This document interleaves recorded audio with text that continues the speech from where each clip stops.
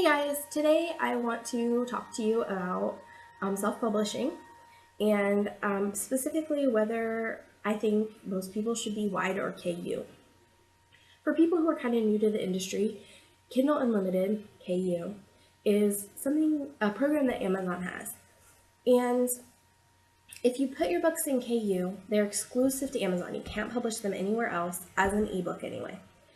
But people who are in their Kindle Unlimited program can borrow them, like with the Kindle library, and read them. And you do get paid for the page reads. So, again, people get to read them for free, so they're more likely to try a new author. And you get free days. You can put your book on sale for free and have more people pick it up. But the downside is you can't be wide. I'm actually a little bit of both. About half of my books are in Kindle Unlimited, and about half of them are published on Smashwords. Smashwords distributes to Nook and Barnes & Noble and several other places. I don't have a list in front of me where all they publish to. You can also go direct to Nook and Barnes & Noble. I just haven't because that's a lot of computer work and I don't have the time for that at this point. I did look into Nook and going direct with them, but I had to know computery stuff that I don't know yet, so I'm gonna have to do some more studying before I do that. And Smashwords works for me. I really enjoy their platform. It's user friendly once you get used to it. I've had a lot of people say this isn't user friendly because they have a thing called a meat grinder, which looks at the formatting of your books and it's really picky.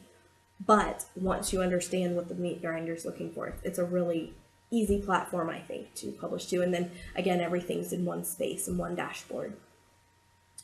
So anyway, who do I think should go wide and who do I think should be in Kindle Unlimited?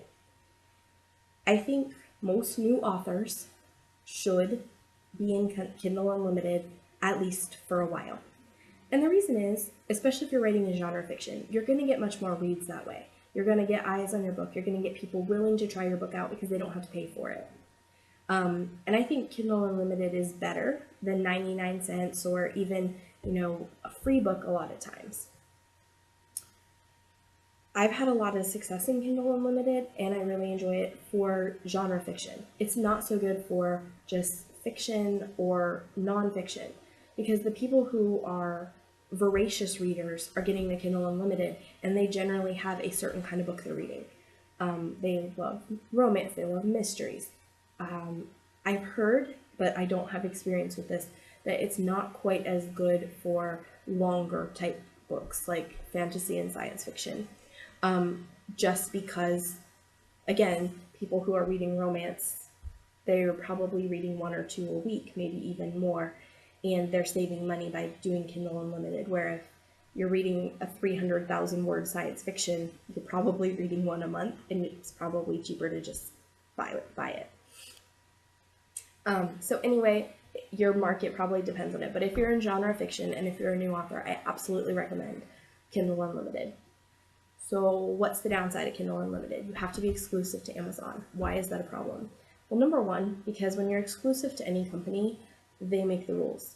And Amazon is really big and they have a lot of really powerful marketing tools and they have a lot of power in the industry. But they also are going to make sure that they're doing what's good for Amazon and not necessarily what's good for the writers on Amazon. Now, if it's good for the Amazon and the writers, yay. If it's something that is good for Amazon but bad for the writers, Amazon's still going to do it because they're looking out for Amazon. I think Smashwords and certain other platforms are more created for writers by writers. And it's just a different feel. Smashwords has a very different feel than Amazon. But Amazon's where the buyers are. Amazon's got a lot of power. They're a good platform to start on. And what I would recommend new writers do is put your stuff in the Kindle Unlimited and do the 90 days. Because you have to have them in for a limit of 90 days at least. And see what happens. Are you getting much in the way of page reads? If you're not, then you can go wide after that. And that's what I've done. I've put my stuff in, everything goes in to Kindle Unlimited, and then either when I stop having page reads or after, a certain amount of time, I take it out and I say, okay, now I'm going to go wide. What's the advantages of wide? There's more people, more potential readers. And it also gives you a little bit of a safety net, because if something happens with Amazon, if you get your account suspended, even for things that aren't your fault, and that has been happening a lot I hear about it on the forums I'm in, people getting suspended from their Amazon account for things that, according to them, they didn't do anything wrong. Now, I believe there's an appeal and a way to appeal that, but the reality is, if all your books are in one place and something happens to your Amazon account, you lose your job, basically. You lose your ability to reach readers, you lose everything.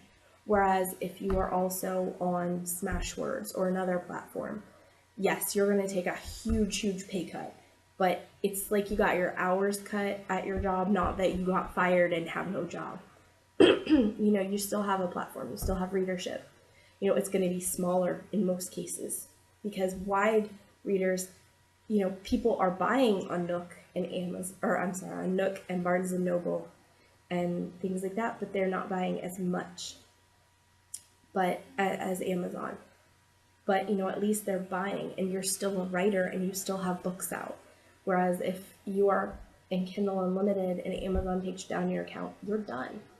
You are done. You are no longer, out there. And that's scary. And you need to be aware of that when you decide to put all your eggs in the Amazon basket. Now, I love Amazon and I make most of my money there. And I am not, like I said, I use Kindle Unlimited. I absolutely do. But I am also wide for my older books. And right now, I'm doing some series. Once the series are completed, I'll probably leave them in Kindle Unlimited for 6 months or so, and then move them over to wide as well. I think a good plan to have is to put your new stuff in Kindle Unlimited, and then once stuff's been there for a year or two, to put it wide, because you're going to not get as many page reads anyway by that point. So I hope this has been helpful if you're trying to decide whether to go wide or be in Kindle Unlimited. And it is very much a personal thing. If you're making a ton of money in Kindle Unlimited and you're willing to risk the uncertainty of, if your platform's gone tomorrow, you're willing to restart, that's fine. It's very much a personal choice. But if your books, if you have some older backlists that you can put wide, that's not a bad idea, just to give you a little bit of a safe landing zone should anything happen with Amazon. And also to reach new readership, because in some cases, people don't always buy from Amazon. I believe Nook is big in Canada, so especially if you have a book that would really appeal to Canadian readers, you might be better off on Nook than you would in Amazon exclusively. All right, guys, I would love to hear your comments about, your experiences with Kindle Unlimited, your experiences wide. If you're wide, what platforms do you love?